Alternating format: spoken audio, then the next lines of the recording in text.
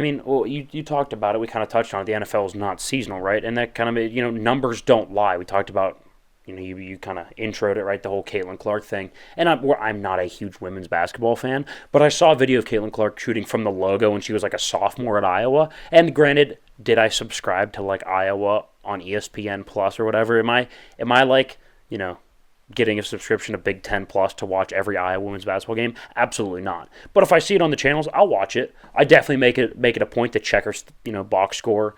Watch some highlights of her. I find her interesting. Her style of play is fantastic. Much like Steph Curry, I like Steph Curry. Not that I don't like watching LeBron or Jokic or whatever, but I can't relate to somebody that's like 7 foot. That's just like, it doesn't do anything for me. I can shoot the ball like Steph, not physically, but I'm able to try it, right? I can't try to dunk. I can't try to windmill. I can't be LeBron. So I find Caitlin Clark highly relatable, fun. I like the style of play. And so I've been following her since her sophomore year. Obviously, she's got a lot more popular since then. These past 2 years have been insane. And we just watched an SNL skit with her. Like, that's big time. Women's college basketball player on SNL. She's got her own signature shoe through Nike that's in the works. So, and then that's what brings me to what kind of pissed me off a little bit is you go in the comments, which I don't know why I would read comments anyway. I don't. I try not to because it's just a bunch of idiots, right? A bunch of people that are just mad at the world.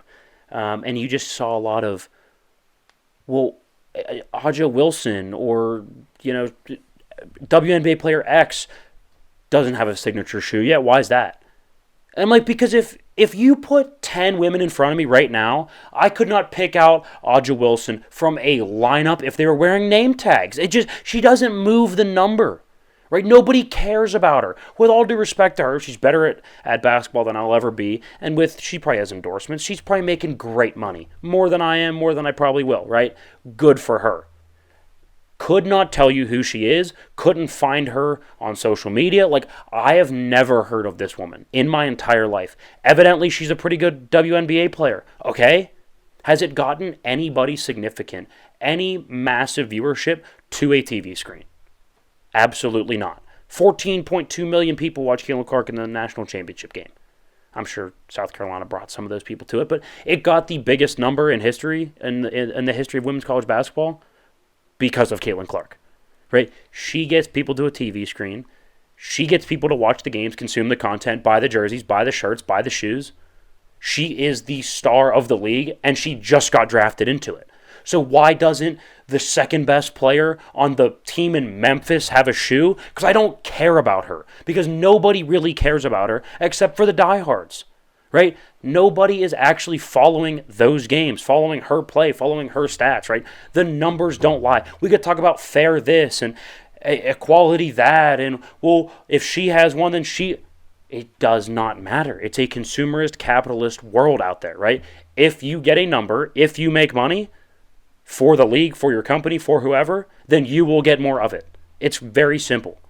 Right? It goes back to the whole, well, we're not asking for equal pay. We're asking for equal split. Okay, well, then you guys are going to take a pay cut if you're going to get equal split. Because right now, percentage-based, you make more of the total revenue of the WNBA as a players' association than the NBA does. So I don't know what to tell you, right? Make more money, right? Make more money. And so anybody that's mad that Caitlin Clark getting this and the preferential treatment that, it's because, yes, she's the star. She's going to put WNBA on the map for a large quantity of people, right? The NBA was dying before Jordan, right? Well, before, I guess, Magic and Larry Bird kind of started it, and then Jordan killed it, right? In the 70s, the NBA Finals were on tape delay. Right? Tape delay. Could you imagine that? Like, the Super Bowl, yeah, we'll put that after the nightly news. We'll just tuck it back there. We'll delay it. That's what happened with the NBA in the mid-70s. Bird, Magic come along, they're fantastic. Jordan comes along, and now the NBA is massive as we know it. You need a star, and this is WNBA's star.